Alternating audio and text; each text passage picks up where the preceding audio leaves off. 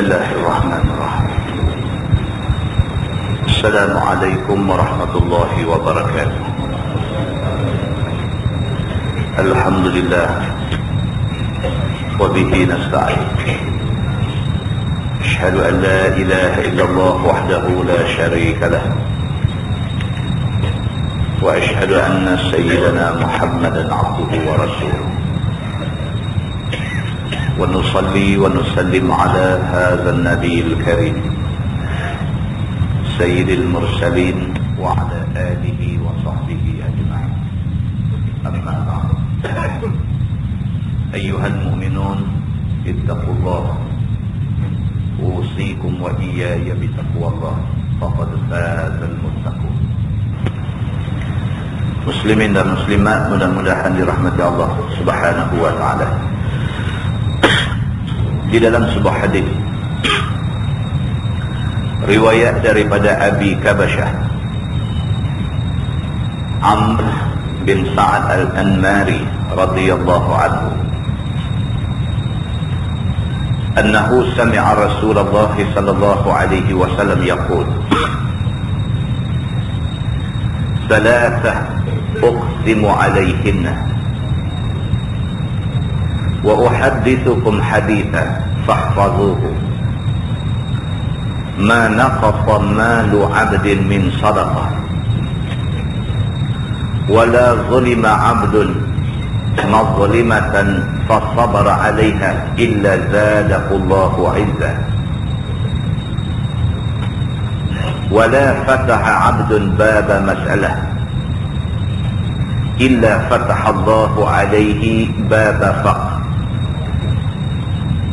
أو كلمة نحوها وأحدثكم حديثا فاحفظوه. قال النبي صلى الله عليه وسلم إنما الدنيا لأربعة نفر: عبد رزقه الله مالا وعلما فهو يتقي فيه ربه ويصل فيه رحمه ويعلم لله فيه حقا، فهذا بأفضل المنازل. وعبد رزقه الله علما ولم يرزقه مالا فهو صادق النية يقول لو أن لي مالا لعملت بعمل فلان، فهو النية فأجرهما سواء. وعبد رزقه الله مالا ولم يرزقه علما فهو يخبط في ماله بغير علم لا يتقي فيه ربه ولا يصل فيه رحمه ولا يعلم لله فيه حقا، فهذا بأخبث المنازل. وعبد لم يرزقه الله مالا ولا علما فهو يقول لو أن لي مالا لعملت فيه بعمل فلان، فهو نيته فوزرهما سواء. Atau kama qala, hadis riwayat Imam At-Tirmizi. Seorang sahabat Nabi, nama dia Umar bin Sa'ad al-Anmari radhiyallahu anhu, dia menceritakan, kata dia, aku dengar Nabi sallallahu alaihi wasallam bersabda, Nabi kata ada 3 golongan manusia yang aku bersumpah. Nabi sallallahu alaihi wasallam kata ada 3 perkara yang aku bersumpah ke atasnya. Yang pertama, ma naqasa malu 'abdin min sadaqah. Nabi sumpah orang yang memberi sedekah tidak akan miskin. Nabi sumpah. Nabi kata mana-mana orang yang bagi sedekah, sedekah tu tak akan menyebabkan dia jadi miskin, jadi sikit harta. Dan Nabi kata wala zulima 'abdun mazlamah fa sabara 'alaiha illa zadahu Allahu 'izzah.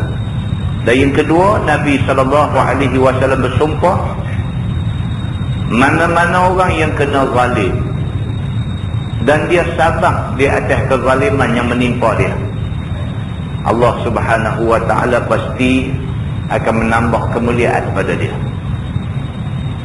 Kalau betul kita kena zalim, kalau betul memang kita kena zalim, kalau betul-betul kita kena zalim, walaupun orang nampak pada mata seolah-olah kita hina, orang kata, orang cerca, orang fitnah, orang musnahkan hidup kita dan sebagainya, nampak macam hina, tapi di sisi Allah Subhanahu wa ta'ala kita mulia. Dan akan sampai satu hari orang tahu akan kemuliaan kita. Yang ketiga, Nabi kata wala fataha 'abdun baba mas'alah. Dan tidaklah satu orang manusia yang membuka pintu minta. Tidaklah seorang manusia yang suka meminta-minta, illa fatahallahu alaihi baba faqrin, melainkan Allah Subhanahu wa ta'ala akan jadikan dia orang yang fakir dan miskin. Kalau dia jenis suka meminta-minta, nak kata miskin apa kedana tak juga, tapi jenis suka meminta-minta, Allah Subhanahu wa ta'ala akan pastikan dia ni akan jadi manusia fakir sampai mati. Ataupun di dalam sebuah hadis juga disebut bahawa Nabi SAW bersabda, Nabi kata innamad dunya li arba'ati nafar. Nabi kata dunia ni di dalam dia ada 4 golongan manusia. Golongan pertama, abdun razaqahu Allahu malan wa ilman fahuwa yattaqi fihi rabbah wa yasilu fihi rahimah wa ya'lamu lillahi fihi haqqah fahadha biafdalil manazil. Golongan pertama, Nabi SAW kata seorang manusia yang Allah bagi dekat dia harta benda dan Allah bagi dekat dia ilmu. Ini golongan pertama. Dunia ni Nabi kata dia ada 4 jenis manusia. Manusia jenis pertama, Allah bagi dekat dia harta, Allah bagi dekat dia ilmu. Duit ringgit pun banyak, ilmu pun ada. Dengan duit ringgit yang ada ke dia dan dengan ilmu yang ada kat dia, fahuwa yattaqi fihi rabbah, dia bertakwa pada Tuhan dia. Bila ada ilmu, dia jadi satu orang yang bertakwa pada Tuhan. Bukan senang tuan-tuan nak dapat ilmu ni, bukan senang. Nak mengaji ni susah. Nak mengaji ni, nak boleh kejadi diri kita orang yang pergi mengaji ni susah. Kalau senang, sejaklah Taman Kriat malam ni semua ada di surau. Hak mai-mai, tak mai, saya kata apa? Kan? Hak nak mai-mai, hak tak mau mai, saya kata apa? Tak berasa nak mai. Marah pula lagi orang main parking kereta depan rumah dia. Kan bukan Taman Kriat dah, taman lain lah. Taman Kriat ni dia pun mengalu-alukan orang main parking depan rumah dia pun. Kan? Tak pergi mengaji sudah, bila dia seronok, dia marah bila tengok orang duk pergi mengaji ni. Jadi nak boleh kejadi diri kita ni orang yang nak pergi mengaji ni susah juga. Nak kena bawa kitab, nak pergi duduk buka tengok, nak ambil kitab guru mengajar, susah. Belum cerita nak mengamalkan ilmu lagi, nak cari ilmu tu dah susah dah. Kalau tak mau mengaji ni 1000 dalih. Balik kerja lambat, letih, kerja banyak nak buat, karang lah. Satu buku boleh karang kalau tak mau. Kalau mau ni 1000 daya. So kata lagu mana lah, balik sampai di rumah 7 suku tak ada ni, 7.35 ada surah. Kalau mau. Manusia ni nak 1000 daya, tak mau 1000 dalih. Mana-mana manusia yang Allah Subhanahu wa ta'ala takdirkan dia ni jadi satu orang yang banyak ilmu, ini anugerah Tuhan lah. Bukan semua orang Tuhan nak bagi dia ni jadi manusia yang berilmu. Maka Nabi SAW kata manusia jenis yang pertama ni, manusia yang Allah bagi ke dia harta benda dan Allah bagi dekat dia ilmu. Dia ada harta dan dia juga orang yang berilmu. Dengan harta, dengan ilmu yang Tuhan bagi kat dia, fahuwa yattaqi fihi rabbah, dia bertakwa pada Tuhan. RM2 digunakan untuk jalan agama. Ilmu yang Allah bagi betul-betul meningkatkan takwa dia. Begitu. Wa yasilu fihi rahimah, dia hubung silaturahim. Dengan ilmu yang ada kat dia, dia jadikan semua orang ni sebagai sahabat dia. Dia cuba meminimumkan musuh dia. Dia cuba meminimumkan musuh. Kita ni lagi ramai musuh, lagi susah, bukan lagi senang. Lagi ramai musuh, lagi susah. Kita nak hidup susah, kita nak bergerak dalam masyarakat susah, kita nak bercakap susah. Musuh ramai sangat. Lagi ramai kawan, lagi mudah. Maka orang yang berilmu, dia akan pastikan dia menghubungkan silaturahim dengan seberapa ramai orang, seberapa ramai yang boleh dia jadikan kawan dia. Wa ya'lamu lillahi fihi haqqa, dan dia tahu pada harta dia ada hak Allah. Hak mana bahagian zakat, dia orang keluar zakat. Tak ada tipu siapa-siapa, tak ada tipu Tuhan, tak ada apa-apa. Hak mana yang bahagian zakat adalah harta dia, dia pasti akan buat keluar bahagian itu. Fahadha bi'afdalil manazil. Nabi kata ini orang yang paling bagus. Dia duduk pada kedudukan yang paling tinggi, paling hebat, paling baik. Allah bagi ilmu, Allah bagi harta. Ilmu dan harta digunakan dengan jalan yang dikehendaki Allah. Satu. Golongan kedua, wa abdun razaqahu Allahu ilmah wa lam yarzuqhu malah. Golongan kedua, Allah Subhanahu wa taala bagi ke dia ilmu, harta tak ada. Tuhan bagi kat dia kaya raya. Allah Subhanahu wa taala bagi dekat dia ilmu ni melimpah ruah, tapi duit tak ada. Ini golongan kedua. Fahuwa sadiqun niyyah. Dia jadi satu orang manusia yang niat dia cukup cantik.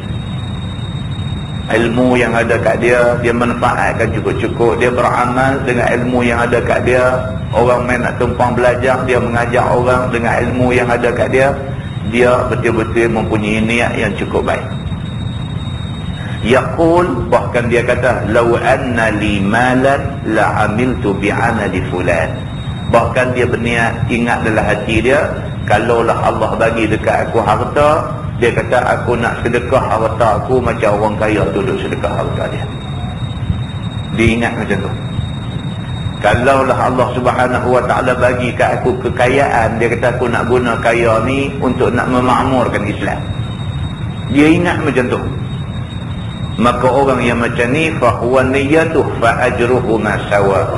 Walaupun itu niat dia, dia tak belanja harta dia untuk jalan Allah, pasti tak ada harta, tapi dia berniat kalau ada harta dia nak belanja pada jalan Allah. Dia ni dengan kawan yang ada harta yang belanja pada jalan Allah, pahala sama. Pahala sama. Begitu.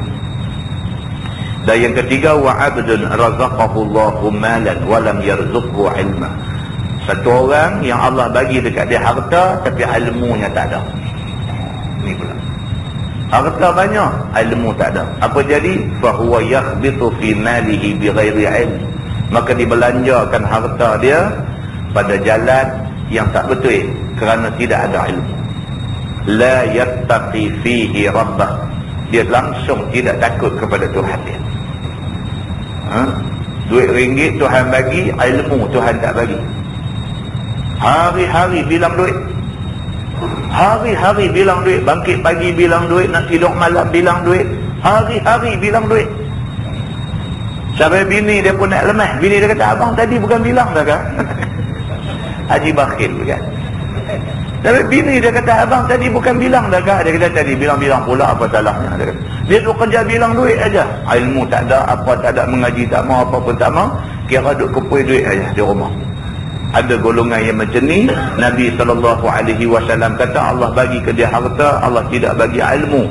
Maka dengan kerana tidak ada ilmu, dibelanjakan harta pada jalan yang tidak betul, tidak takut Tuhan, wala yasilu fihi rahimah, langsung tak mau hubung silaturahim dengan siapa-siapa, sebab dia melihat orang sebagai orang yang nak pinjam duit dia.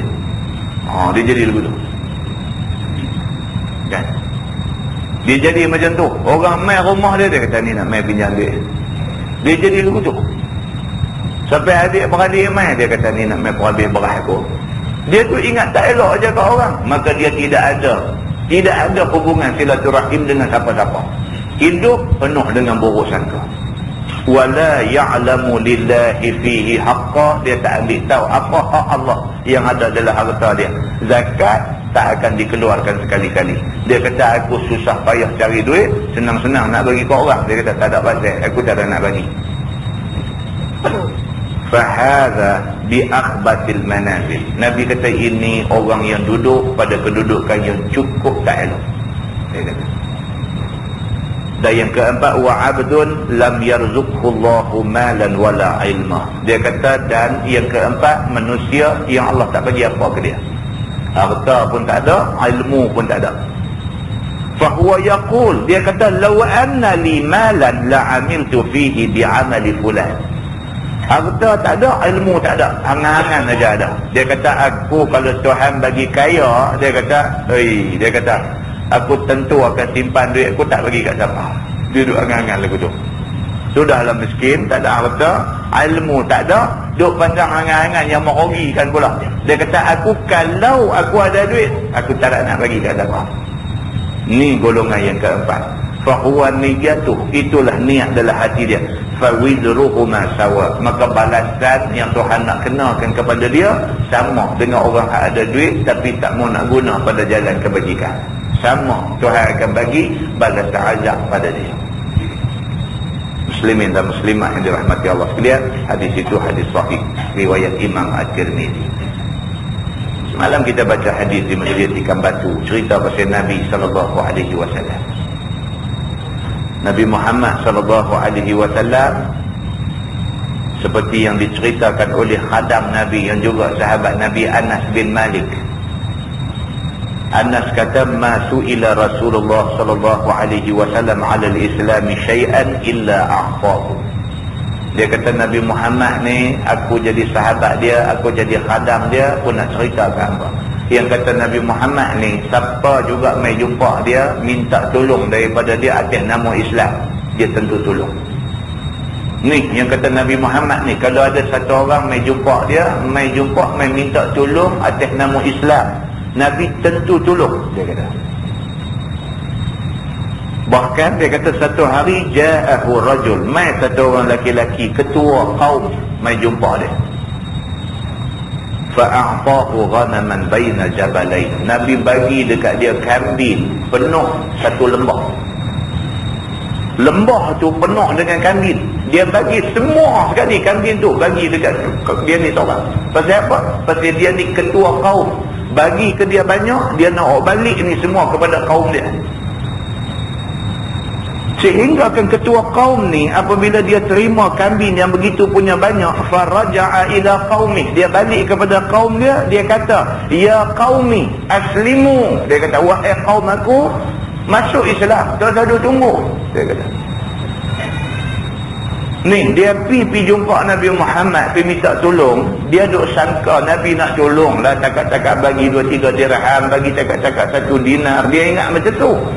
Pergi minta tolong, Nabi SAW bagi ke dia kambing 1 lembah. Nabi bagi. Dia terkejut, dia tak sangka Nabi nak bagi banyak macam tu. Dia terima pemberian yang dia tak sangka ni. Balik kepada kaum dia, dia kata, ya qaumi aslimu, dia kata, wahai kaum aku, masuk Islam. Dia kata, tak usah duk tunggu. Fa inna Muhammadan yu'ti 'ata man la yakhsha al-faqra. Pasal dia kata Nabi Muhammad ni, yang kata Nabi Muhammad ni, dia kalau dia bagi sesuatu dekat satu orang, dia ni seolah-olah manusia yang tak takut miskin. Hak mana tu ada bagi. Dia bagi tu, tengok ke cara dia bagi tu, dia ni seolah-olah manusia yang tak takut miskin. Kita kalau nak bagi tu tentulah kata bagi ke orang, nak bagi ke anak pun kan, anak main duk kecek mak dah. Semua saya ni nulah ni musim hujan apa semua duk pergi kerja dengan tak ada kereta ni, susah lah naik motor mak tahu lah hujan kok jalan apa lu nak pinjam duit nak beli kereta kan. Mak ni pun dengar tak lagi pihak abang kat kita lah. Dia kata apa nama dia ni selalu jadi lawyer lu betul lah ni tu abang. Sian juga duk berulang main musim hujan ni betul lugu ni apa semua tu ni kita faham lah, ni nak hutang duit lah. Sengah tak kata apa lah masa orang nak hutang duit. Sengah lagu faham tak faham lagu tu kan. Yang mak ni pun kata lah tolong rezeki dia ada abang dia pun ada 500 nak beli kereta main hebat kat apa. Kalau ada 5,000 boleh dengar lah kan, tokok cakap 1,200 ada 500 main duk kecek mak dia nak minta duit. Berapa dia? 500 nak beli kereta. Abang kena naik motor tu sampai kaput. Orang kata pak dia kan. Mak ni duk ngongek duk minta juga kan. Tak kata apa, sengak masuk bilik tu berkeluar dia duk kira kan, kira gabui mulut, kira tengok ada pun 5,000 bagi 1,000 sudah kata. Tu dengar ada 5,000 bagi 1,000 sudah. Takkan nak bagi sampai 5 kot kan? Tiga pun banyak kata. Bini kata tu bagi 1,000 nak beli apa. Bini kata beli kereta buruk dulu sudah kata. Tu dengan anak kan, boleh bagi 1,000 tu pun bukan main. Dia ulang tanya ni, habis tanya dia bila nak bayar balik. Bulan depan tanya, bulan lagi sekali tanya, tak dan cukup bulan tanya. Manusia ni yang kata manusia. Muslimin dan muslimat yang dirahmati Allah. Nabi SAW mai satu orang yang bukan adik-beradik, tak kenal apa pun, mai minta tolong ke Nabi. Kambing satu lembah orang bagi ke Nabi. Hak orang bagi ke dia tu, dia bagi kat kau ni. Balik pergi jumpa kaum dia, dia kata ya qaumi aslimu. Dia kata wahai kaum aku masuk Islam lah, dia kata. Kerana yang kata Muhammad ni, dia ni yu'ti ata, bila dia bagi apa-apa pemberian, man la yakhshal faqr, dia ni macam satu orang yang tak takut miskin. Wa in kana ar-rajul la yuslimu ma yuridu illa ad-dunya fama yalbathu illa yasira hatta yakuna al-islam ahabba ilayhi min ad-dunya wa ma 'alayha. Kata dia, kalau siapa masuk Islam, dia masuk mula-mula kerana kepentingan dunia.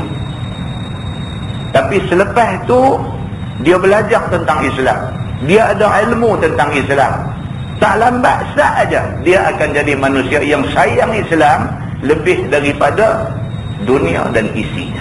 Dia kata, kalau satu orang masuk Islam, masuk mula tu tujuan dia ada kepentingan. Masuk Islam pasal apa? Pasal bila jadi orang Islam ada bantuan duit kepada mu'alaf misalnya. Dia kata aku pun dengan tak jadi apa, dia kata kalau aku masuk Islam ada juga daripada bagi duit bulan-bulan. Dia masuk Islam mula tu dengan kerana nak bantuan tiap-tiap bulan. Kalau dia masuk Islam kerana tu, tapi lepas dia masuk Islam dia duk belajar pasal Islam, belajar, tak lambat sat aja dia akan sayang Islam lebih daripada dunia dan isinya. Dia lebih sayang Islam lagi. Maksudnya apa tuan-tuan? Maksudnya kalau belajar. Kalau tak belajar, sampai tua bereput tak suka ke Islam. Kalau belajar, baru kita tahu rupa-rupanya Islam ni bagus rupanya.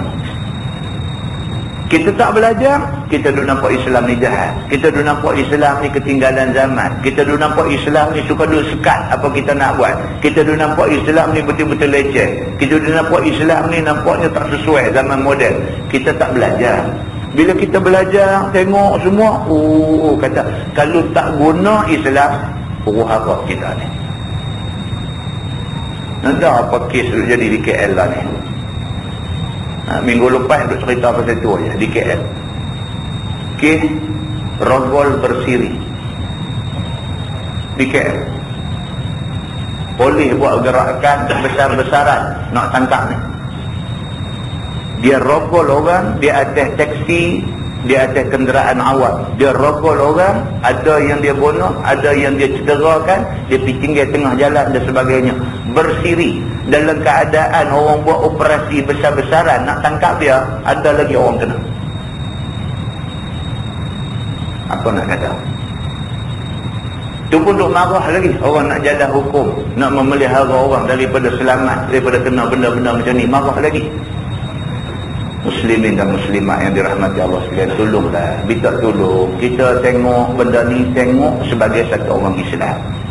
Allah Subhanahu wa ta'ala bila dia suruh kita turut perintah dia, tentu ada kebaikan di sebalik suruh tu.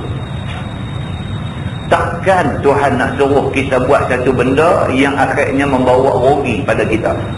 Tak menasabah. Tidak masuk akal Tuhan nak suruh buat begitu. Tuhan kalau dia nak suruh kita buat satu benda, tentu benda yang dia suruh kita buat tu ada banyak kebaikan. Kebaikan tu duduk tunggu nak main kat kita. Tunggu kita buat aja benda yang dia suruh, dia bagi kebaikan. Tak percaya kepada janji Allah, tak dapat kebaikannya. Muslimin dan muslimat yang dirahmati Allah sekalian, kita kena insaf benda ni. Kena insaf benda ni, jangan duk cakap benda yang kita tidak faham. Sebaliknya ambil faham dulu elok-elok benda-benda ni semua, lepas tu kita bercakap. Muslimin dan muslimat yang dirahmati Allah sekalian, mudah-mudahan mukadimah itu memberi manfaat kepada kita semua insya-Allah. Kita menggunakan Bahrul Madhi jilid 17.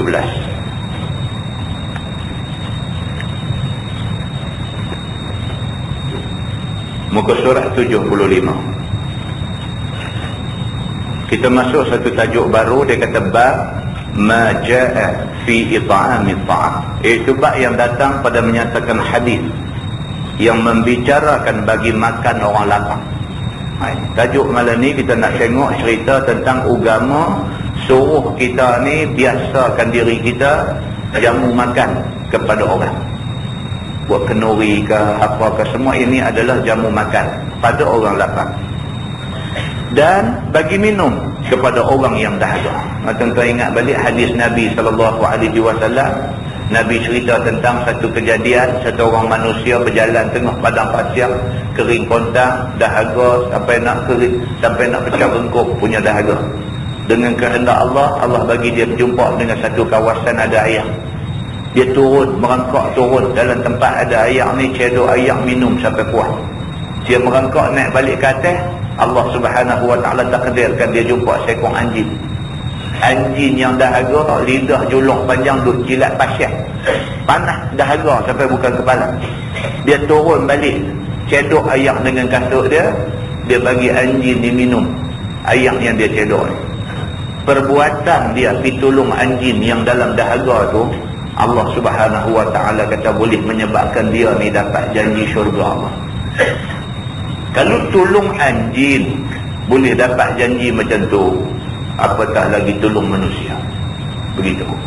Apatah lagi jadi engineer, pergi buat empangan nak bagi manusia dapat minum air, lebih lagi dapat pahala kalau sekiranya dia ada niat kerana Allah. Kan? Tuan anak kita pergi jadi engineer, pergi terlibat duk buat empangan beris di stik. Baca surah Abang 2-3 hari lepas. Empangan beris dekat stik. Mereka pindah satu kawasan kubur. Kawasan yang nak buat empangan tu kena kawasan kubur. Jadi nak kena pindah kubur yang ada lebih kurang 4,000 mayat di situ. Nak pindah bawa pergi tempat lain. Duk pindah-pindah, jumpa 10 mayat yang dah dikebumikan 20 tahun dah, tak reput. 10 mayat dijumpai, yang mayat ni semuanya berusia 20 tahun. 20 tahun dah duk ke bumi dalam kubur ni, bukan sahaja badan tak reput, bahkan kain kafan tak reput, bahkan kerandanya tak reput. 2 hari lepas, harian Metro muka depan, berita harian muka surat 8 keluar berita ni. Siasatan awal yang dibuat, didapati 10 orang ni adalah orang yang baik-baik di situ dulu. Dia panggil orang tua-tua lama kampung tu, mai tengok subhanallah, kata terkejut tengok dia ni mati 20 tahun dah. Tapi terkenal orang bagus hafal Quran, tok guru di kampung tu dan sebagainya. Allah pelihara jasad tidak reput dan sepasal kain kafan tak rosak. Pasal apa? Pasal nak pelihara aurat dia. Saya cerita benda ni di masjid Ikan Batu semalam. Setiausaha masjid bagi tahu kat saya, dia kata, Ustaz, kubur kita masjid Ikan Batu ni ada satu mayat macam ni, dia kata ada satu. Tapi orang tua ni Ustaz, dia kata depa tahu ni pasal depa korek nak ke bumi orang lain pula kan tu, korek kena keranda dia. Sedangkan dia dah ke bumi berapa puluh tahun dah, kena keranda dia. Baik, seingat-ingat depa tang ni lama dah tak ke bumi orang, tengok keranda kayu duk elok lagi ni.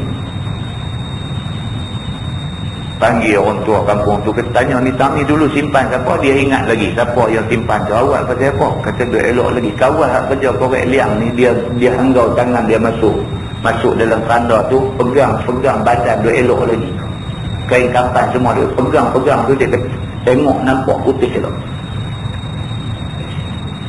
Lepas tu bila tanya orang tua kampung situ, baru dia cerita, dia kata dia ni dia kata sampai mati umur 80 lebih, sampai umur 80 lebih baca Quran yang amalan dia, bukan kata baca hari-hari. Bila masa pun pergi rumah dia duk baca Quran, sampai umur 80 lebih mata nak tengok Quran tu tak nampak, dia minta tok siak masjid tu, tok siak lama masjid tu, pergi cari buluh, potong buluh buat bagi lubang tu, dia bubuh di biji mata ni duk baca Quran. Sampai macam tu punya cinta Quran ni. Dia pakai buluh ni baca, dia bubuh di biji mata tu, teropong tengok ayat tu baca. Sampai habis umur dalam keadaan macam tu, punya duk baca Quran. Tuhan pelihara juga orang macam tu rupanya. Tuan-tuan, kita baik kita tak baik ni Tuhan tak. Kalau manusia kata kita baik, sebenarnya tak baik, Tuhan tak. Manusia kata kita ni tak baik, tapi sebenarnya kita baik, Tuhan tahu.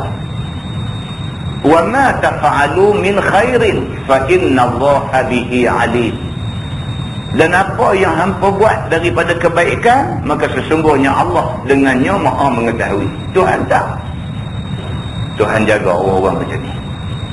Jumpa 10 orang. Jumpa 10 orang di tempat hak orang duk kata tak bagus hantar anak dia habis Quran. Jumpa 10 orang mayat tak apa. Muslimin dan muslimat yang dirahmati Allah sekalian, orang keluar dalam surah Abang dan sebagainya, cerita kita kena ambil akibat. Muslimin dan muslimat yang dirahmati Allah sekalian, buat baik. Buat empangan tu pun baik. Jangan kita kata buat empangan tak baik pula. Buat empangan tu pun baik untuk maslahah orang ramai. Tu nak buat empangan tu bukan nak buat tempat berkelah. Buat empangan tu nak buat tempat simpan air. Yang air ni nak jadi sumber kehidupan manusia di kawasan tu. Mana-mana orang yang terlibat dalam kerja hidup buat tu, kalau dia ingat dia buat ni kerana Allah, nak bagi mudah orang minum air, dengan minum air ni jadi kuat, boleh tenaga kuat beribadat.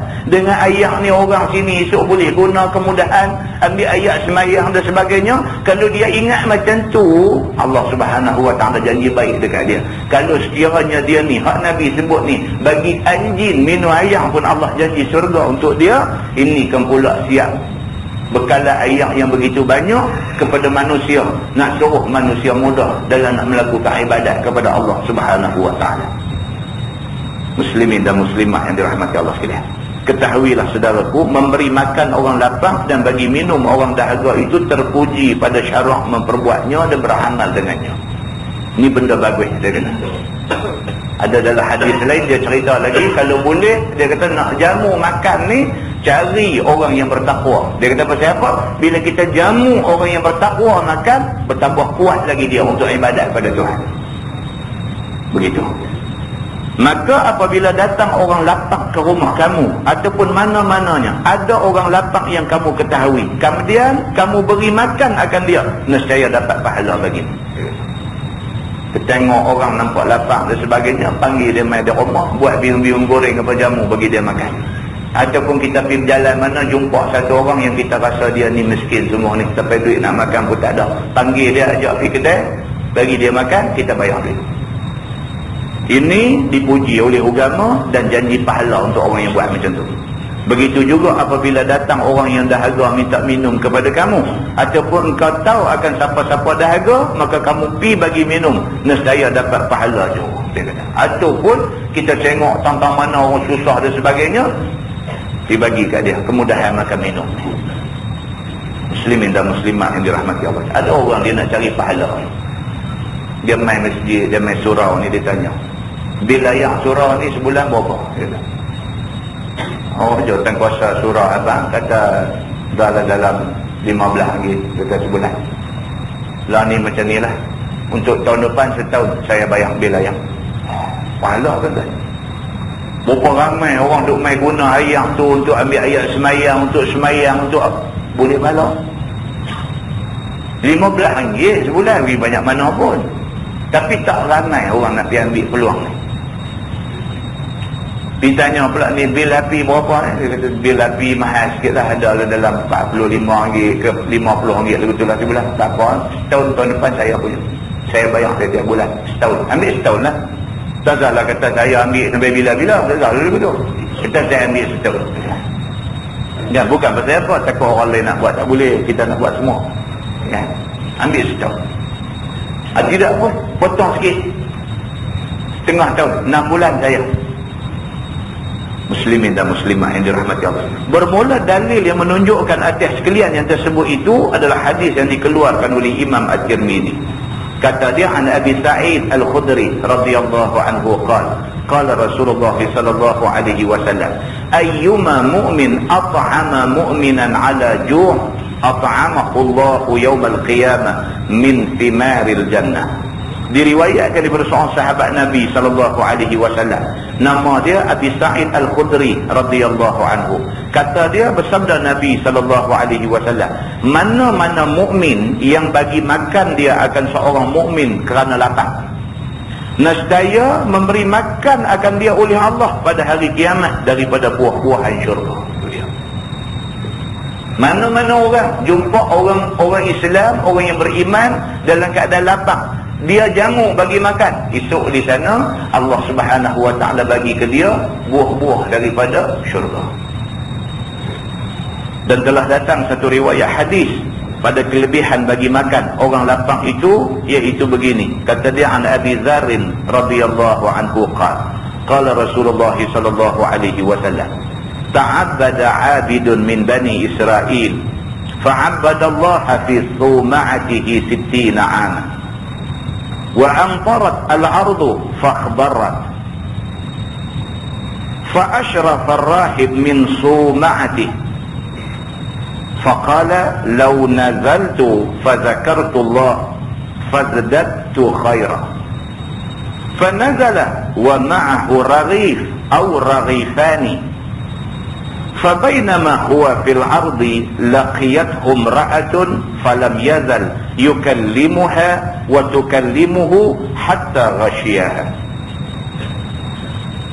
thumma aghma alayhi fanazala al-ghadir yastahimu faja'a sa'ilun fa'awma'a ilayhi an ya'khudha ar-raghifayn thumma mata فوزنت عبادة 60 سنة بتلك الزنية فرجحت الزنية بحسناته ثم وضع الرغيف أو الرغيفان مع حسناته فرجحت حسناته فغفر له. Diriwayatkan daripada seorang sahabat Nabi sallallahu alaihi wasallam, nama dia Abu Dzar radhiyallahu anhu. Hadis ini riwayat daripada Abu Dzar. Kata dia, telah bersabda Nabi sallallahu alaihi wasallam, telah berbuat ibadat satu orang ahli ibadat daripada orang Yahudi. maka berbuat ibadat ia akan Allah itu di dalam satu gerejanya selama 60 tahun. Oh ni Nabi nak cerita, dia kata ada satu Yahudi ahli kitab dulu, dia ni zaman sebelum Nabi lah, tapi Allah Subhanahu Wa Ta'ala bagi tahu ke Nabi cerita dia ni. Satu orang Yahudi ahli kitab ni, dia ni 60 tahun duduk dalam gereja dia, tak keluar, tak terbit, tak keluar pergi ke mana, ibadat saja dalam tu. Duduk dalam gereja tu, duduk baca kitab Taurat aja, duduk baca kitab Taurat dan beramal dengan isi kandungan Taurat. 60 tahun, Siti Na'aman, 60 tahun duduk dalam gereja, tak terbit-terbit dia ni. Maka turun hujan di bumi, lalu disuburkannya dan menjenguk rahib itu daripada gerejanya keluar, lalu berkata-kata ia adalah hatinya dalam ia memandang hal bumi itu. Kata dia, kalaulah aku turun ke bumi, maka zikir akan Allah tentulah bertambah baik. Itu dia. 60 tahun tak pernah keluar pergi ke mana, duduk dalam gereja, duduk baca Taurat saja. Tak macam mana satu hari buka tingkap, tengok daripada dalam gereja ni, tengok keluar, tengok, oh berasa seronok tengok luar, berasa seronok. 60 tahun duduk terkurung tak pergi ke mana, satu hari buka tingkap, tengok di luar ni dengan pokok mengijau, dengan orang kan, berasa teringin nak keluar. Maka turun ia serta sekeping roti atau 2 keping roti. Maka dia pun akhirnya buat keputusan, dia kata apalah salahnya, 60 tahun dah aku duduk dalam gereja ni, duduk baca kitab aja, hari ni aku nak keluar. Aku nak keluar, tapi aku nak berzikir pada Allah. Bukan kata aku nak keluar jadi jahat. Aku nak keluar, tapi zikir apa semua jalan macam biasa juga. Cuma nak keluar daripada tempat aku duduk ibadat ni. Maka dia pun keluar, bawa bekal 2 keping roti. Keluar. Maka di dalam antara dia di bumi itu, lalu jumpa seorang perempuan. Tak pernah jumpa ni, duduk dalam tu, duduk baca kitab aja. Satu hari keluar jumpa satu perempuan manakah. Maka sudahlah ia sentiasa bercakap dengan perempuan itu. Tak pernah jumpa. Ui, siang banyak orang perempuan ni. Oh, cakap pun suara lembut, dia kata dengan rupa parah segak, dia kata, ui, dia kata rupanya yang kata dunia ni hebat, dia kata. Orang tak pernah jumpa. Maka mulalah dia pun duduk layan perempuan ni bercakap, dia bercakap, kau tu bercakap, dia gelak, kau tu gelak dan sebagainya. Dia kata, dan perempuan itu bercakap dengan dia hingga berkendak ia dengan perempuan itu, akhirnya berzina dengan perempuan itu. Nak jadi bukan susah. Nak jadi bukan susah. Itu sebab dalam Islam dia ada kaedah, dia kata sadduz zara'i', tutup segala lubang-lubang yang boleh menjadikan benda tak elok. Tutup. Dia tak mau kita biar benda ni semua piduk jadi maharaja lela, maksiat dan sebagainya. Maka akhirnya jadi masalah sosial. Lepas tu duk fikir macam mana nak selesai. Islam kata sadduz zara'i', mana-mana lubang yang boleh nak jadikan masyarakat ni rosak, tutup buat. Kalau dah tahu kata naik kelab ni duk jadi punca orang jahat, tak usah bagi lesen, buka naik kelab. Kalau dah tahu kata orang perempuan dibiarkan keluar bebas, buka dedah sana sini ikut suka dia nak buka tang mana dan sebagainya, itu boleh merangsang orang lelaki-lelaki yang kurang iman sehingga berlaku zina. Dah tahu macam tu, buat peraturan, jangan bagi orang pakai buka-buka sana sini. Buat peraturan mesti tutup aurat. Tidak, tak buat. Bagi buat segala apa hampa nak buat, hampa buat apa ikut suka hampa nak buat, jadi masalah sosial. Islam tak mau macam ni. Islam awal-awal dia kata prevention is better than cure. Dia kata al-wiqayah khairun min al-ilaj. Kita cegah benda tak elok tu daripada jadi, lebih baik daripada kita biar bagi jadi, lepas tu pergi nak berubat. Tuan-tuan tengok Islam ni cantik kata cantik.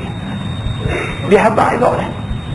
Lagu kita duk kata ke anak kita lah, anak muda kita nak keluar daripada rumah ni setak motor duk rumah. Kita duk baca Quran pun tak lagi kita boleh langkah turun ni. Kita kata hang ni nak naik motor ke? Anak suruh motor naik dia belakang hang. Tu cakap tu nak marah lah. Dah kalau nak naik motor, buat cara nak naik motor. Yang duduk koyak minyak motor, anak lawan aku duduk baca Quran, hang duduk buka minyak motor dah. Tu nak marah lah tu. Kan? Anak ni keluar, keluar depan kita, kona rapat lutut terbit api. Balik tadi kita kata hang baik-baik, kata baik-baik. Satu hari hang jumpa dengan lori balak ke, hang jumpa dengan lori, kita pesan dah dengar pesan aku ni. Tak dengar, kena. Bila kena tu, pergi dia hospital duk gantung kaki sebelah, gantung tangan sebelah. Kita pergi bukan nak kesian, kita pergi kata tambah lagi lah. Kita kata, ayah kata ada kat hang itu ni. Ayah pesan ke tak pesan? Hang abang main. Tengok bola. Kan? Hang abang main. Ayah pesan ke tak pesan dulu? Budak ni pun dah lah tangan ke kaki patah dah. Tak pergi hak elok pun patah sama dengan kerana orang tua ni. Dia kata pesan lah dia. Kita dengan anak pun lagu tu. Kita pesan awal-awal. Jangan duk buat. Islam pun lagu tu lah. Islam abang awal-awal. Benda-benda hak boleh jadi lubang kepada punca nak jadi maksiat, katuk buat. Jangan duk buka lubang-lubang ni. Bila buka, esok jadi.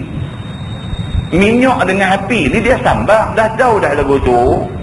Pi duk bubuh minyak di kedai minyak, pi duk isap rokok tepi tu. Saja cari penyakit. Bukan tak tahu, kata minyak dengan api ni menyambang. Petrol pula lagi, bukan minyak gas, minyak petrol. Pi duk bubuh minyak kereta tu cucuk rokok tu isap. Allah, cerdik dia petara mana Allah tu. Jadi lagu tu. Muslimin dan muslimat yang dirahmati Allah. Siapa pun lagu tu lah, kalau bantah memang terima akibat. Bantah dengan Islam pun terima akibat juga. Sama aja. Ini yang dia nak beritahu. Si rahib ini ataupun padri ini duduk dalam gereja 60 tahun. Duk baca kitab Taurat ni kulit ke kulit. Punya duk baca. Satu hari tengok-tengok di luar ni berasa tertarik, berasa nak keluar. Walaupun aku keluar, aku nak berzikir juga. Bukan kata nak keluar ni lupa. Keluar jumpa dengan satu perempuan mana ke, sembang, perempuan tu sembang, dia sembang, perempuan tu sembang. Sudah jadi syok bersembang. Akhirnya kemudian daripada itu, maksud kemudian daripada dia berzina dengan perempuan ni, maka pengsan dia. Pengsan ni bukan kerana letih. Pengsan kerana takut. Pengsan kerana takut. Tadi ni terlajar tak boleh kawin nafsu. Bila dah berlaku zina ni, lepas tu teringat balik, Allahu Akbar.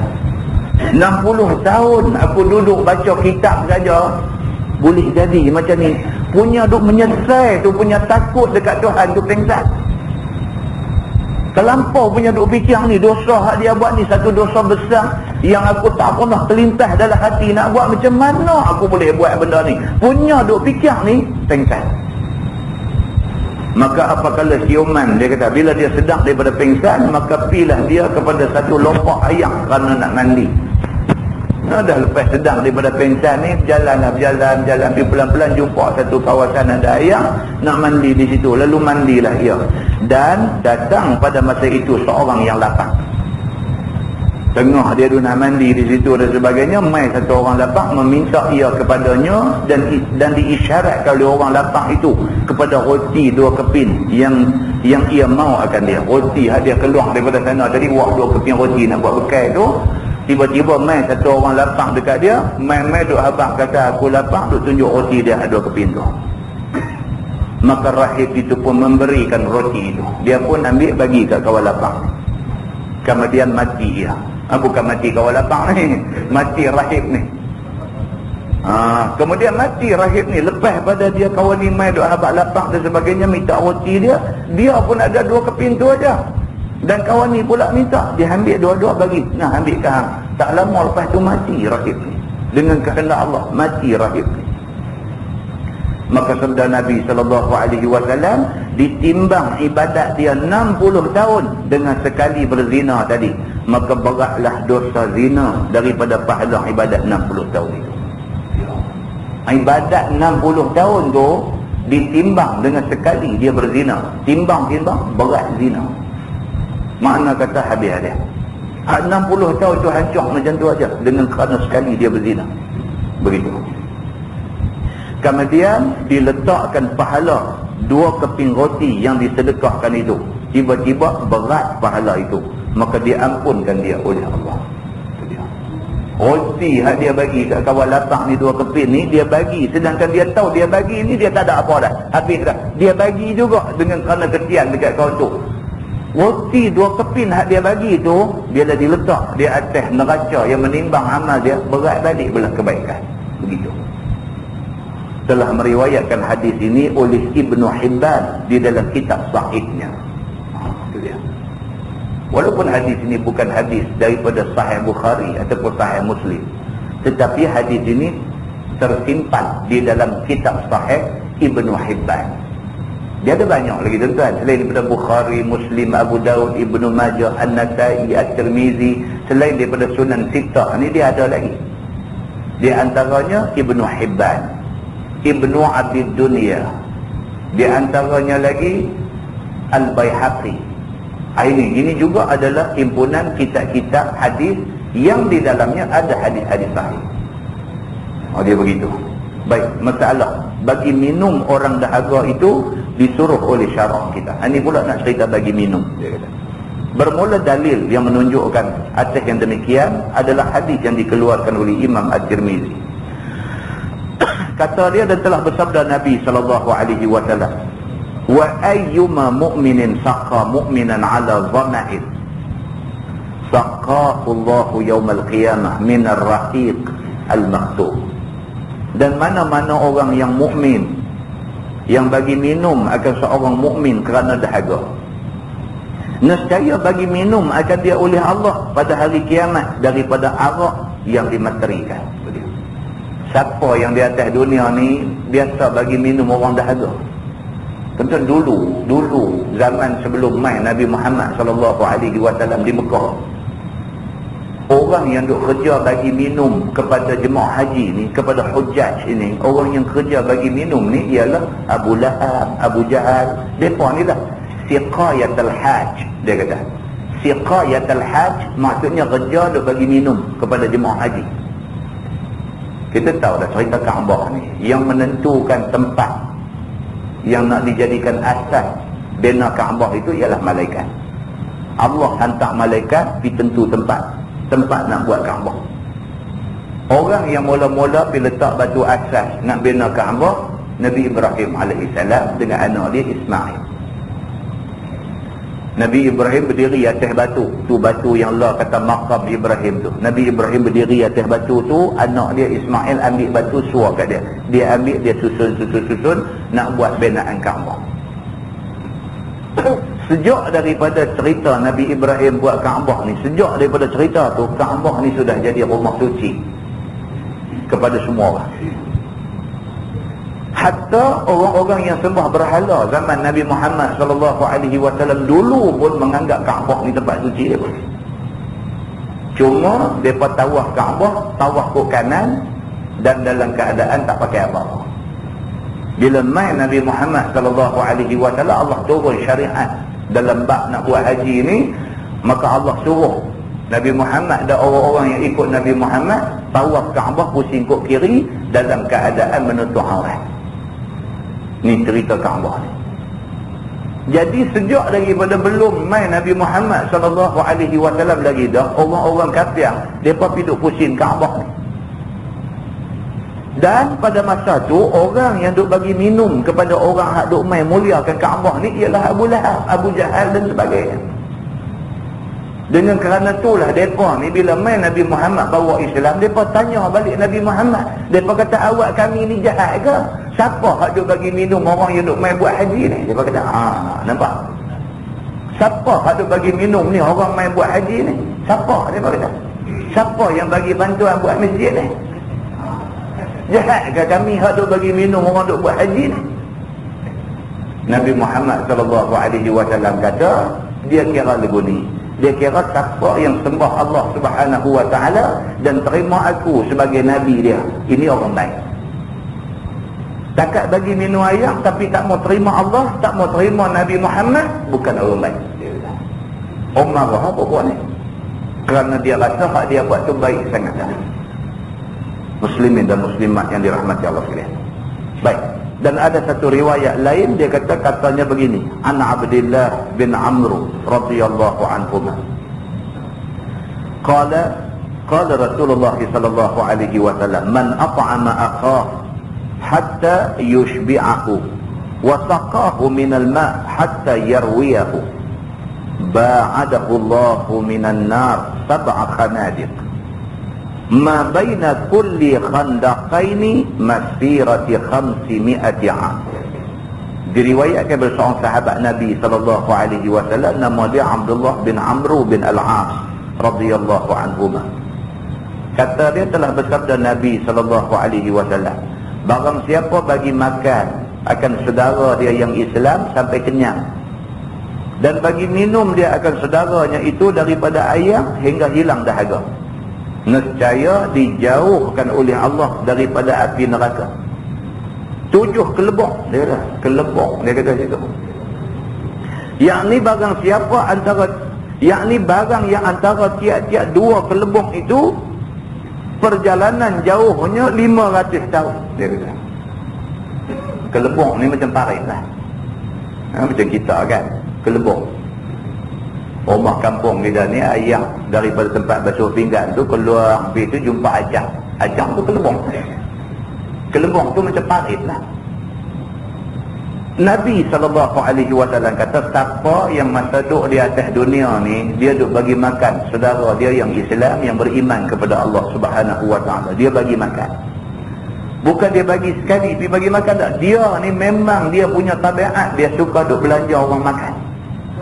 Barang siapa yang macam ni punya tabiat masa hidup di atas dunia, suka tengok orang baik-baik, dia nak belanja makan, dia nak belanja minum dan sebagainya, Allah Subhanahu Wa Taala akan jauhkan neraka daripada muka dia sebanyak, dia kata sab'a khanadiq, sebanyak 7 parit. Antara dia dengan neraka tu 7 parit. Antara satu parit dengan satu parit 500 tahun perjalanan. Satu parit nak pergi satu parit 500 tahun perjalanan. Ada 7 parit, 500 kali 7 berapa? 5 kali 7 35, 3,500 tahun perjalanan dia dengan neraka Allah Subhanahu Wa Taala. Weh, bagus tuan, bagus. Kita pergi kedai, tengok nampak orang baik lah, orang baik dalam kampung kita, tu imam masjid kita, tu imam surau kita, orang baik lah dalam kampung kita. Orang tua yang kita tengok memang orang tua ni baik dalam kampung kita, tengok dia makan, dia bayar. Dia bayar. Belanja orang baik-baik makan.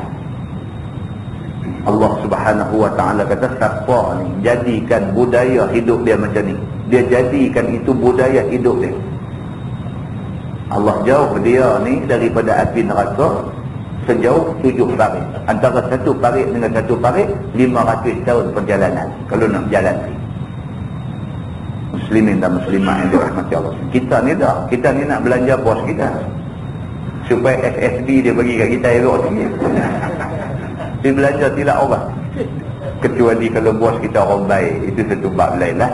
Ini dah, dia belanja tu tujuan tetap cantik kan. Muslimin dan muslimat yang dirahmati Allah sekalian. Dia kata meriwayatkan hadis ini oleh At-Tabrani di dalam Al-Kabir, dan Abu Shaykh Ibn Hibban di dalam As-Sawab, dan juga Al-Hakim dan Al-Baihaqi. Ni semua nama kita sebut tadi lah. At-Tabrani dia ada satu kitab hadis dia yang dinamakan Al-Kabir. Abu Shaykh bin Hibban, ni yang kata Ibnu Hibban tadi, dia juga ada satu kitab hadis yang dinamakan As-Sawab, dan juga Al-Hakim dan Al-Baihaqi. Ni semua ada kitab-kitab hadis dia yang dia kata, dan kata Hakim sahihul isnad, hadis tadi dari segi isnadnya sahih, dia kata begitu. Masalah memberi pakaian akan orang yang bertelanjang itu disuruh oleh syarak serta dapat balas baik daripada sisi Tuhan. Ni pula kita pergi bagi bantuan pakaian pada orang. Maksud orang yang telanjang, maksud orang susah sampai nak beli baju tak ada duit. Ramai tuan-tuan, ada lagi orang yang susah ni, ramai lagi. Kita tengok di sekolah ni budak-budak main sekolah kan pakai baju, kita tahu mak pak dia ada duit tak ada duit kita boleh tahu. Kita tengok pakaian dia pakai, kita boleh tahu dia ada duit, boleh kenal dia. Kan kita duk mengajar di sekolah-sekolah jenis sekolah campur budak daripada seluruh Malaysia, sekolah asrama penuh ke apa semua, kita tengok budak-budak punya cara, kita tahu dia ni keluarga ada duit, tak ada duit, boleh tahu. Kan? Tengok ni jalan 2-3 langkah cakap handphone, jalan 2-3 langkah cakap handphone, tak payah belanja makanan. Tak payah belanja makanan. Kan? Kita tengok ni Allah punya susah, tengok pakaian pun nampak bersih tapi lusuh, buruk. Duk beratong dekat pondok telefon tu nak tunggu giliak dia main ni punya lah, sabar tunggu pasal apa tu, nak telefon pergi kat mak, nak abang kata esok periksa, nak minta mak tolong doa esok nak periksa. Ada jenis budak macam ni ada. Anak murid saya seorang itu sekolah lama, sekolah menengah dulu ni, jadi doktor dah. Dah jadi doktor dah. Main jumpa di tempat kerja baru ni, main jumpa ni, nampak dia pun style macam orang hebat lah. Dan dulu masa kita duduk mengajar, nampak lekeh ke lah. Allah nampak hebat lah. Kita kata, macam mana habis dah mengaji? Dia kata, Alhamdulillah tak. Alhamdulillah. Hari tu masuk universiti buat bidang apa? Tanya. Dia kata buat perubatan. Oh bagus lah. Habis lah jadi doktor di mana? Tanya. Dia kata di HKL, Hospital Kuala Lumpur. Oh bagus lah. Tahniah lah. Kita pun bagi ke dia tahniah. Bagus, budak bagus. Kan? So kita kata macam mana belajar? Tak tahu, tak saja. Ustaz kata tu saya cerita bila ke Ustaz, kalau Ustaz ada masalah dia kata. Saya ni Ustaz, dia kata langsung tak ada minat. Langsung tak ada minat nak jadi doktor. Tak ada minat langsung. Saya nak jadi engineer, dia kata. Tapi mak ngayah ni kira tak lekang mulut duk sebut, hang kena jadi doktor, hang kena jadi doktor, hang kena jadi doktor. Dia kata jadi ustaz, dia kata tak ada arah ustaz, dia kata. Saya pun terpaksa jugalah ambil bidang perubatan. Tak minat, dia kata.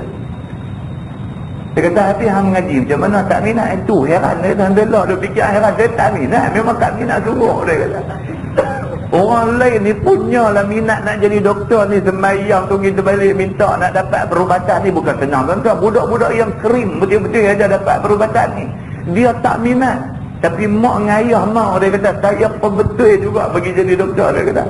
Tak minat ustaz. Sampai tiap-tiap kali nak periksa ustaz, dia kata saya tiap-tiap kali nak periksa. 6 tahun duduk di universiti, setahun berapa kali periksa, bukan periksa besar, dia kata periksa ujian bulanan ke, ujian semester ke, apa ke, tiap-tiap kali nak periksa, dia kata without fail, dia kata tanpa fail sekali pun, saya mesti telefon dekat mak saya, suruh dia buat sembahyang hajat, minta saya lulus elok.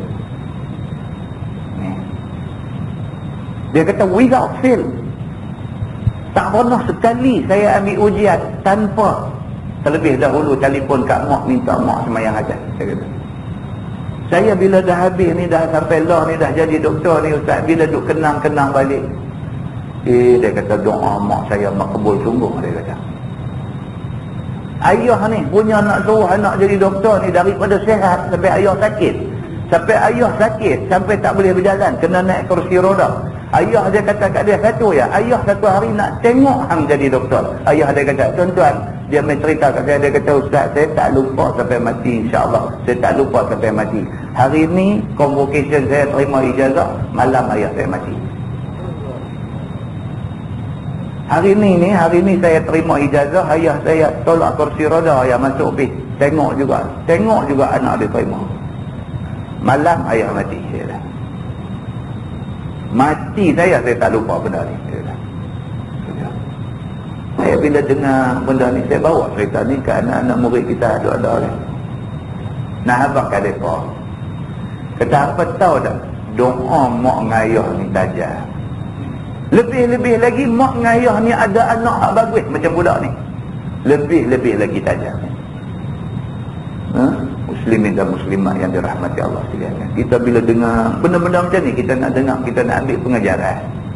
Pasal apa? Dia bukan cerita saja, dia melalui, dia ada pengalaman tentang benda ni. Muslimin dan muslimat yang dirahmati Allah sekalian.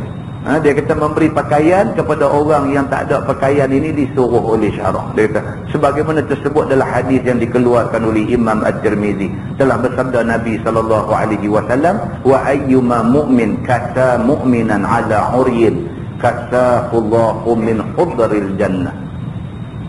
Maksud dia, dan mana-mana orang mukmin yang bagi pakai akan orang yang beriman atas bertelanjang. Mana-mana orang mukmin yang pergi bagi pakaian kepada orang beriman yang lain, orang mukmin yang lain yang tak ada pakaian. Begitu. Nescaya memberi pakai akan dia oleh Allah pada hari kiamat daripada sutera halus di syurga. Terutama ni waktu dekat nak layar. Orang susah, tuan-tuan, anak 7-8, anak sampai 10 orang kan.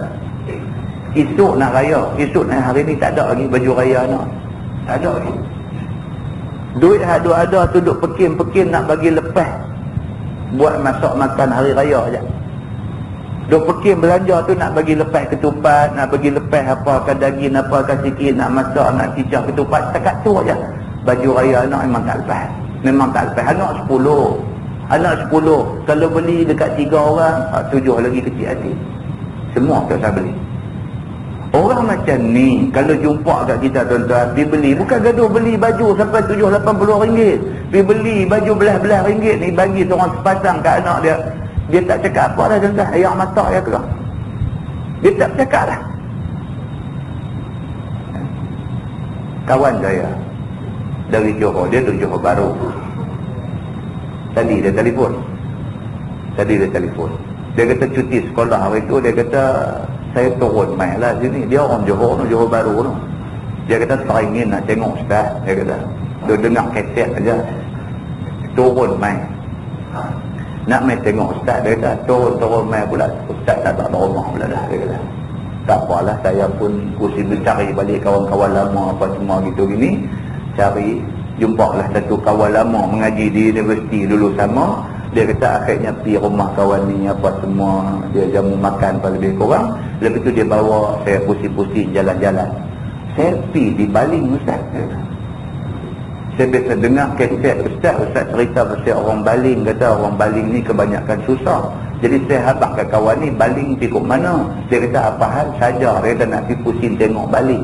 Kawan ni bawa api masuk. Dia kata ya Allah ustaz, dia kata saya tak terlintas dalam kepala ada rumah macam ni di Malaysia. Orang Johor Baru, bukan orang Singapura. Orang Singapura lagi tak pernah tengok. Dia duduk Singapura, mana ada rumah lagu rumah kampung kita ni, tak ada. Dia main tengok ada rumah petak pak sagi lagu tu je. Tang tu tidur, tang tu makan, tang tu nak bersembang, tang tu segala-gala duduk dalam petak tu. Dia pergi tengok rumah lagu tu, dia heran, dia tak tahu nak apa. Dia kata ada ke orang duduk dalam rumah lagu ni? Tengok sungguh anak-anak dulu lari turun tangga apa semua. Belakang kepada rumah pak sagi ni buat pelupuh buluh gitu ya. Habuan duk basuh pinggan mangkuk dan sebagainya. Dia tengok lagu tu, dia kata tak sangka. Dia kata ada susah macam ni. Ya, lepas dia duk ingat ke Formula 1 dengan Twin Tower Petronas, tak sangka lah ada lagu ni. Dia kata bila tengok ya Allah, ada lagi. Dia kata lagu ni. Muslimin dan muslimat yang dirahmati Allah, itu dia ceritanya.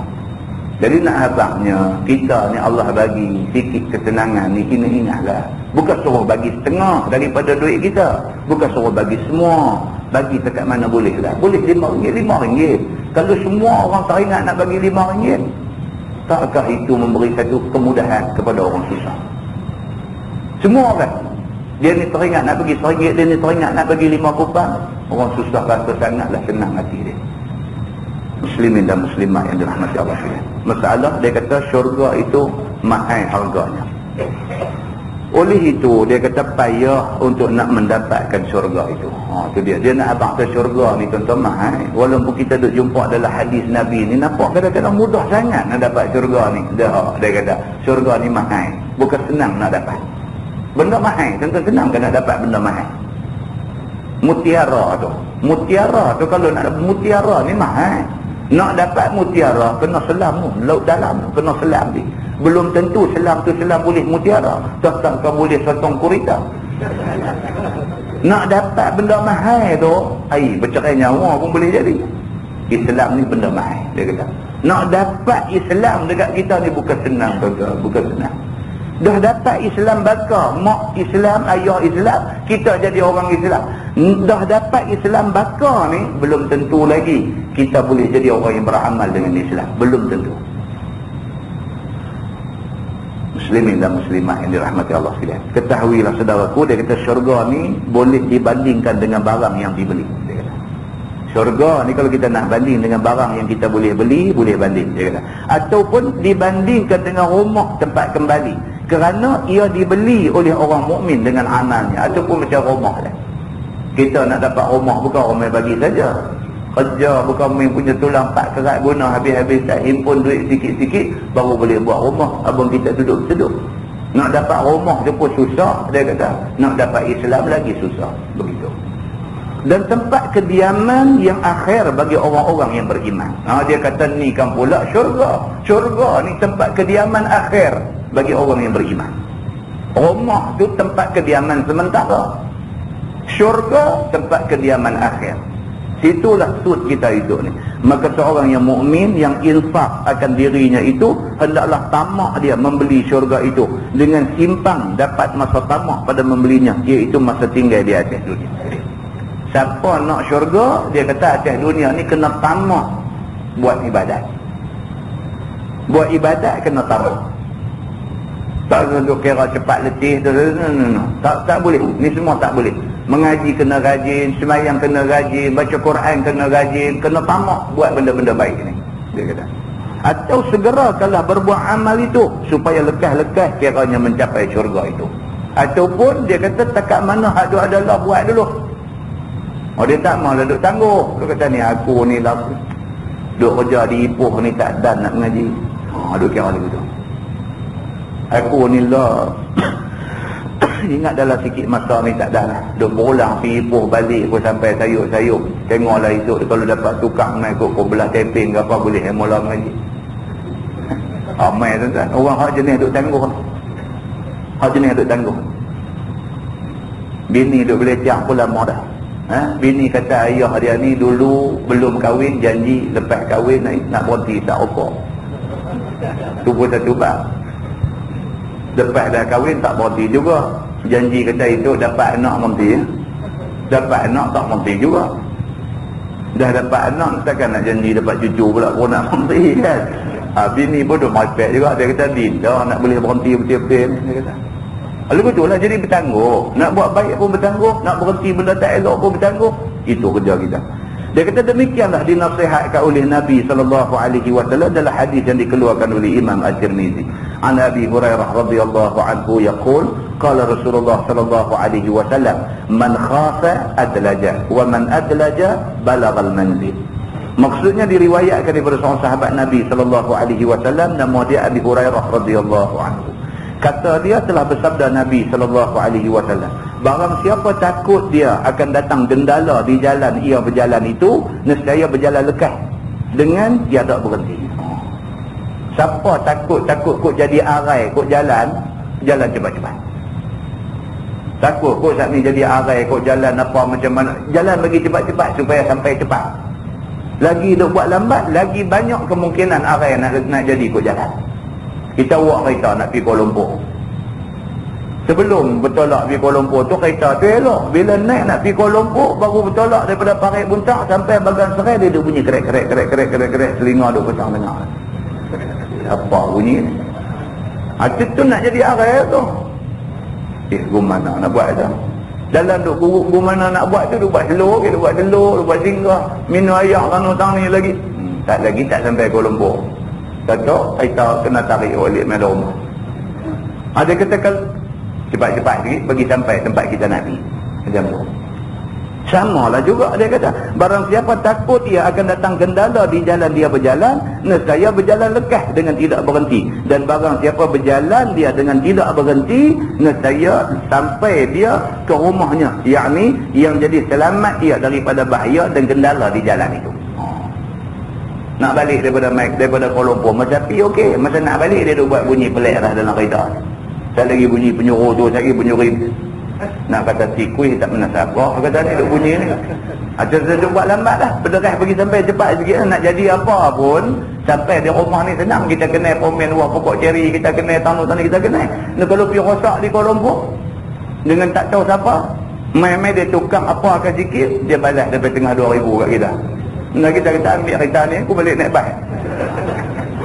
Itu masalah dia kata. Maka demikianlah juga siapa yang takut dia akan jadi gendala dirinya daripada sampai ke syurga dan mencapai syurga, maka hendaklah dia beramal dengan segera, dia bersungguh-sungguh beramal itu. Macam tu jugalah kalau kita ni matlamat nak pergi ke syurga, kita takut lagi jadi arai kot jalan sebelum sampai ke syurga, ulun buang awal-awal. Habis duk kata tak apa, aku ingat lepas pencen ni aku mula sungguh-sungguh. Lepas pencen ni aku mula sungguh-sungguh, duk baca pencen 55, lepas tambah tahun pula jadi 56. Elok sampai 55, Tuhan bagi pencen dulu. Hak nak pencen tu katanya 56, Tuhan pencenkan kita dulu umur 55. Tak ada buat apa lagi. Tak ada buat apa lagi. Duk ingat tu pencen 56 esok tu nak mula sungguh-sungguh. Duk ingat tak ada nak bersungguh. Dia ambil kita masa 55. Macam mana nak pergi jawab apa depan Tuhan? Nak jawab apa depan Tuhan? Begitu.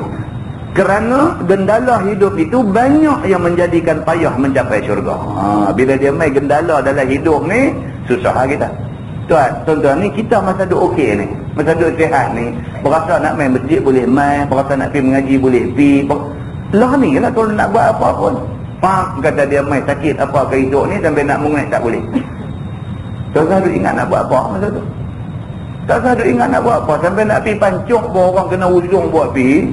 Sampai nak ambil ayat semayang pun kawan kena joreh ayat bagi tangan kita. Masa tu duk ingat nak buat apa. Sebelum dia main arai tu, sebelum dia main gendala macam tu, sebelum tu buat dulu. Sungguh-sungguh dah buat esok, dah main umur 50 lebih, main umur 60 lebih, dia sakit pun dia tak ralat sangat rasa. Pasal apa? Pasal kita dah duk perbetul awal dah benda-benda ni semua. Begitu. Setengah daripadanya datang sakit. Tu dia. Saya ni yang dikata setengah daripada gendala ni dia main sakit. Ataupun datang balak ataupun sebagainya. Dia duduk main macam-macam. Begitu. Maka apabila datang gendala itu, sudahlah tidak tercapai syurga itu. Sabda Nabi SAW lagi, ala inna sil'atallahi ghaliyah. Ala inna sil'atallahi jannah. Tidakkah barang-barang Allah ni mahal? Dan tidakkah bahawasanya barang-barang Allah itu ialah syurga? Itu dia. Lah kali Nabi simpul balik, Nabi kata ketahuilah, barang kalau hak Allah punya semua mahal. Barang kalau Allah punya semua mahal. Syurga hak Allah punya mahal. Ni hak Tuhan bagi badan kita ni mahal. Ni semua hak Tuhan punya. Mata kita, hidung, mulut kita, telinga kita, semua hak Tuhan punya. Semua hak Tuhan mahal. Mata kita dia rabun-rabun, dia buta pergi sebelah, tuan-tuan, tak ada harga boleh beli biji mata di kedai. Mahalnya mata hak Tuhan bagi ni, tapi tak ada jual di kedai. Kalau ada jual tu satu bab juga, orang boleh beli. Tak ada jual biji mata ni, tak ada jual. Kalau ada pun pasang-pasang saja bagi elok tapi tak nampak tengok.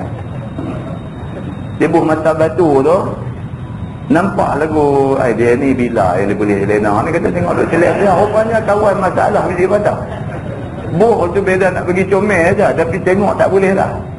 Hak Tuhan bagi ni aja, hak comel pun comel, tengok pun boleh. Barang ni kalau hak Allah Subhanahu Wa Taala punya mahal, cukup mahal. Saya abang 2 kali dah di surah ni, hak cerita gigi palsu mahal ni. 2 kali dah abang. Ulang lagi sekali, pasal dia ni tak ada modal dah abang yang tu je. Tapi hak tu lah anak abangnya. Hak tu anak abangnya kata mahal barang Tuhan ni. Kita buat elok macam mana pun, puntung 700-800 ringgit pun, makan dodoi tak sedap juga. Tak sedap. Dia mau gigi hak Tuhan bagi juga. Maka Nabi SAW kata, ala inna sil'atallahi ghaliyah. Ketahuilah bahawa barang Allah mahal. Dia kata hak Tuhan bagi asal ni memang mahal. Dan tidaklah bahawasanya barang Allah itu ialah syurga. Dan dalam banyak-banyak barang Allah yang mahal ni, syurga paling mahal. Nabi kata syurga paling mahal. Kita rasa kesihatan ni pun mahal dah, kan?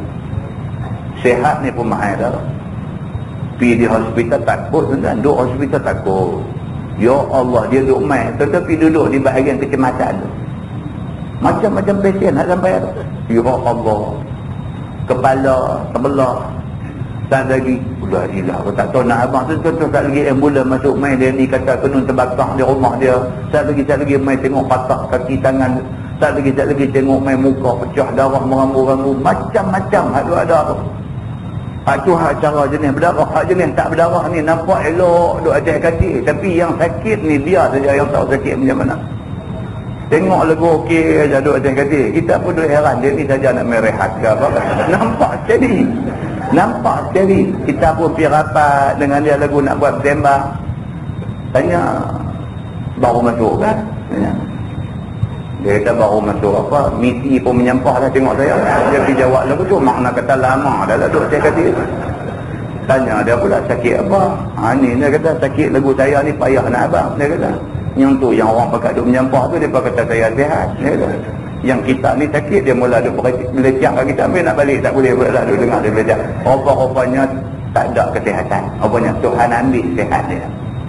Tuan-tuan, ni banyak dia ada dalam masyarakat kita, banyak dia ada. Kan? Ada seorang tu pula Tuhan bagi sakit runsin.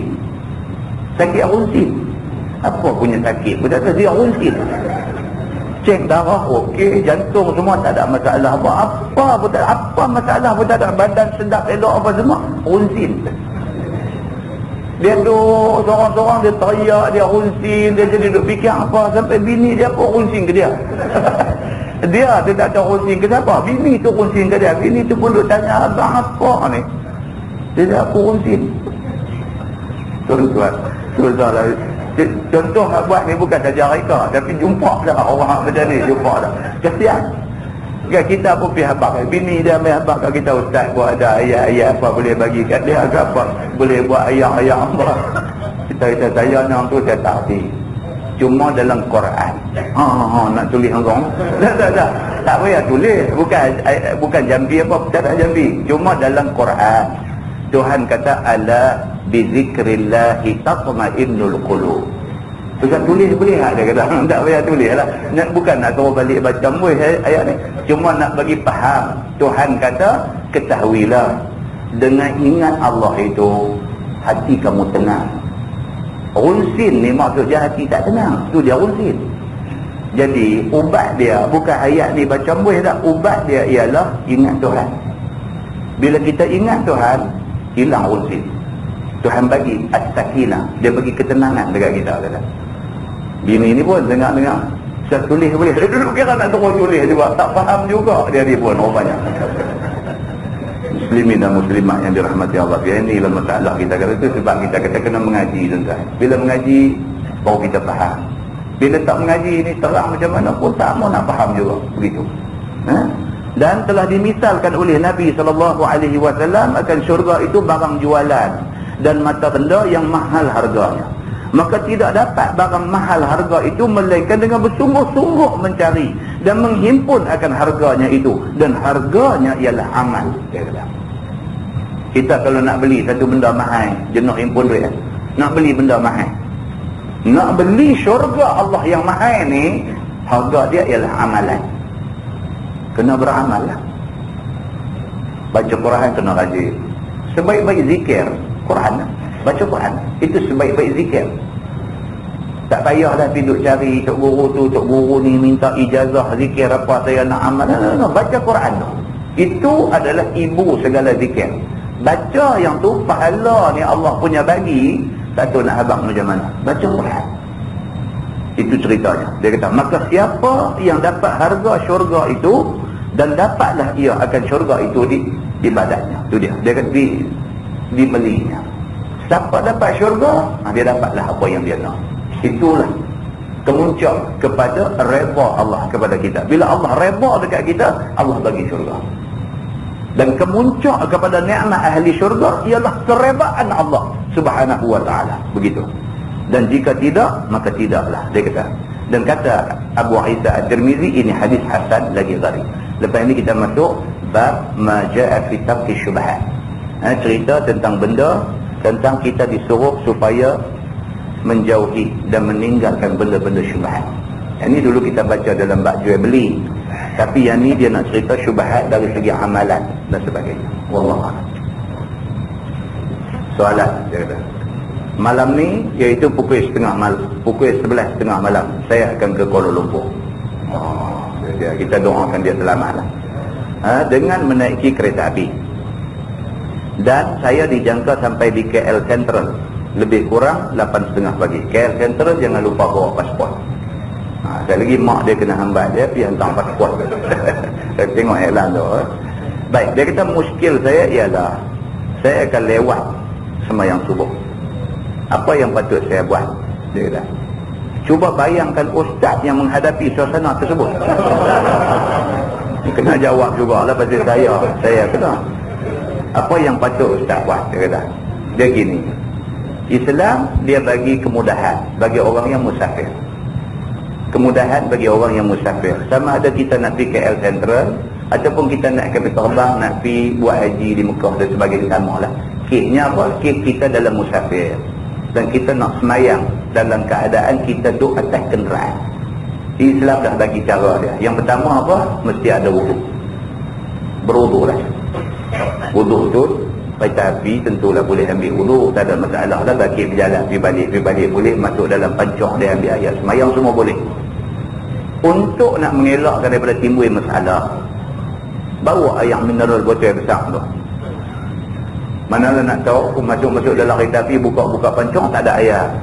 Jadi bawa air mineral botol besar tu bawa.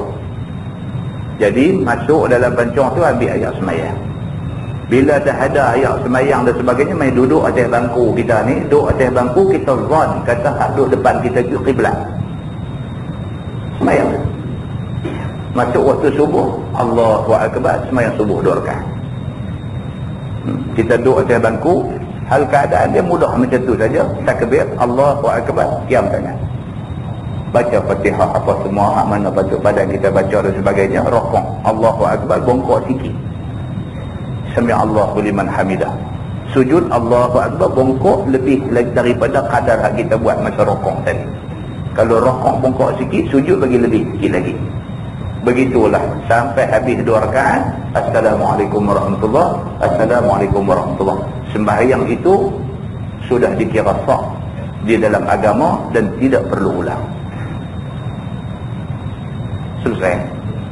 Macam itulah naik kereta api ke, naik kapal terbang ke, apa ke yang sekira-kira menyusahkan kita untuk nak dapat tempat sembahyang yang proper elok. Kecuali kalau sekiranya kita naik kereta nak pergi Kuala Lumpur, kita boleh singgah banyak tempat saja, pergi buat mengada tak mau singgah. Lagu buat kereta pula takbir Allah. Yang ni mengada lah dia panggil. Yang ni mengada. Yang ni kena berhenti lah. Yang ni tengok tang mana Bukit Gantang ke apa, tang mana ada tempat cantik, turun pergi semayang di surau dia. Ini dalam kes ni tadi, dalam kes kereta api. Takkan kita nak pergi buat kacau di depan tu, suruh berhenti tang mana tak boleh lah. Yang ni dia kata pengganas lah. Tak boleh macam tu. Itu tu boleh faham. Yang pentingnya ialah semayang jangan tinggal. Yang pentingnya ialah sembahyang jangan tinggal. Tinggal sembahyang dosa besar. Dosa besar. Tentu bercakap soal lain. Kalau orang nak tinggal sembahyang ni, tentu cakap soal lain, kita tak mau dengar. Sembahyang yang menjadi tiang agama ni hang boleh tinggal. Sembahyang yang Nabi kata membezakan Islam dengan kafir ni, tu hang tinggal. Tentu hang nak main sembang soal ekonomi Islam tu sah. Semayang dulu. Semayang elok, semua sahaja yang tu asas. Baru kita sembang hak lanjutan. Jadi semayang ni tuan-tuan, nak abang kata sangatlah pentingnya. Jangan sampai tak semayang. Bukan kita saja, anak-anak kita, isteri kita, jangan sampai tak semayang. Ada juga dalam kes-kes tertentu, pok ni bagus. Semayang ni Masya Allah, masuk waktu semayang awal waktu, jemaah di masjid di surau. Anak bini tak semayang. Bini kalau sikit tak semayang. Anak memang tak semayang. Alhamdulillah. Kita tak mahu macam tu. Quran kata, qu anfusakum wa ahlikum nar. Quran. Maknanya kena, yang ni kena dah, kena. Tak boleh pula saat ni bila kita duduk marah anak tak semayang, isteri pula pergi campur. Allah, dia kata ayah dia tu pun bila baru mula semayang. Yang ni buat rosak anak-anak. Yang ni buat rosak. Ada juga kadang-kadang dia pergi jadi lawyer tak kena tempat. Kan? Kita marah anak kita, suruh semayang, kita marah-marah, dia tak dapat dengar. Kita duduk marah anak ni, dia tercelah masuk macam tu. Dia kata Allah, yang ayah dia pun, yang kita tu bila mula semayang, dia kata begitu. Anak tu tentu dah kita tak boleh bentuk. Kita hilang hormat anak pada kita. Pasal apa? Bini kita buat rosak kita. Ini tak mahu lah, tak mahu. Ini sebab tuan-tuan, mengaji ni bukan kita saja, isteri kena mengaji. Isteri kena mengaji. Kita saja main mengaji, kita balik nak property dia tak boleh. Tak boleh. Pasal apa? Pasal dia tak mengaji. Suami dia cakap, dia kurang hormat suami dia. Sebab dia kenal suami dia daripada awal belum nikah dulu, dia kenal perangai macam mana. Tiba-tiba seminggu dua ni balik main nak bercakap terai kat dia, dia tak ada hormat dekat kita. Kita ada banyak masalah. Bawa dia main, bagi dia dengar ustaz cakap. Tak kira ustaz mana pun, suruh dia dengar ustaz cakap. Balik tersembang. Dengar tadi ustaz kata begitu. Kalau dia kata Allah, dulu-dulu. Kita kata dia, dulu-dulu punya cerita. Aku pun dulu tengah nak berbetul. Aku nak berbetul diri aku mohon pun berbetul sama. Abang begitu. Jadi dia tak boleh nak kata apa kat kita. Aku bukan kata aku ni pandai sangat alim tara mana apa, dak. Aku baru nak berbetul. Dan aku nak hang sama dengan aku, kita berbetul. Jadi dia tak boleh nak kata apa. Kalau dia tak main mengaji, kita balik video abang kat dia. Sakit kita. Lepas tu jumpa ustaz. Doa bagi lembut hati tak ada lah. Kita kata awak anak besar sekali berapa umur? Bukan anak, mak dia. Tak mahu. Kita tu ingat ni kebanyakan main jumpa ni pasal anak. Kita tanya anak tolong besar mana? Dia nak doa lembut hati ni. Bukan anak, mak dia. Allah kita kata. Awak tu cerita panjang, tak bagi doa sudah. Doa dah bawa mai bagi tuan-tuan. Mana ada manusia start elok tapi sudah elok. Dah, manusia, nama kata manusia ni dia start kelang kabut apa betul. Sementara dia nak duduk atas rel elok, berjalan elok, sembahyang 5 waktu tak tinggal ni, jenuh. Kan? Sabar kena banyak. Kita kena sabar banyak. Orang perempuan ni pula Nabi kata apa? Ni dhil'il a'la, dijadikan daripada tulang rusuk yang paling atas. Dan tulang rusuk yang paling atas inilah yang paling bengkok, Nabi kata. Kamu pembetul dia kasar-kasar, dia patah. Patah ni maksud apa tuan-tuan? Payah dia hantar saya balik rumah mak saya, patah. Nabi kata pembetul dia elok. Dia bengkok. Pembetul dia elok. Kan? Kasar-kasar patah. Pembetul dia elok. Jadi siapa di kalangan kita ni yang Allah anugerah isteri yang taat beragama, sujud syukur pada Allah. Syukurlah dia taat beragama, kita teralik dia boleh tegur kita. Soal didik anak-anak boleh serah kat dia. Dia buat ni kita puas hati. Kita dengan takdan kalau kerja begitu begini balik mai sekali-sekala kita test anak kita. Panggil mai baca Quran, baca elok. Sedangkan kita tak mengajak, tak hantar pergi mengaji mana pun, mengaji kat mak dia aja. Tetap dengar mengaji elok. Sayang bini ni sayang semua. Terima kasihlah kata hang tolong jaga anak-anak aku, anak hang ni jaga bagi elok. Terima kasih kat hang banyak-banyak. Dia pun kita pergi kata terima kasih kat dia begitu tuan-tuan. Kembang hati ni. Kembang hati. Seronoklah. Kita menghargai dia. Susah tak nak jadi keluarga elok ni, bukan senang. Kalau Tuhan bagi anugerah Tuhan yang mesti kita syukuri. Mudah-mudahan Allah bagi kita keluarga yang baik-baik. Wallahu a'lam. Yang baik itu daripada Allah, yang tidak baik silap saya. Kita tangguh dengan tasbih kafarah dan surah Al-Asr. Subhanallah. Asyhadu an la ilaha illallah. Bismillahirrahmanirrahim. Wal 'asr innal insana illa alladhina amanu wa 'amilus salihati. اللهم صل على محمد في الأولين والآخرين وسلم ورضي الله تبارك وتعالى عن سادتنا أصحاب سيدنا رسول الله أجمعين. بسم الله الرحمن الرحيم. الحمد لله رب العالمين حمدا يوافي نعمه ويكافئ مزيدا. يا ربنا لك الحمد كما ينبغي لجلال وجهك الكريم وعظيم سلطانك.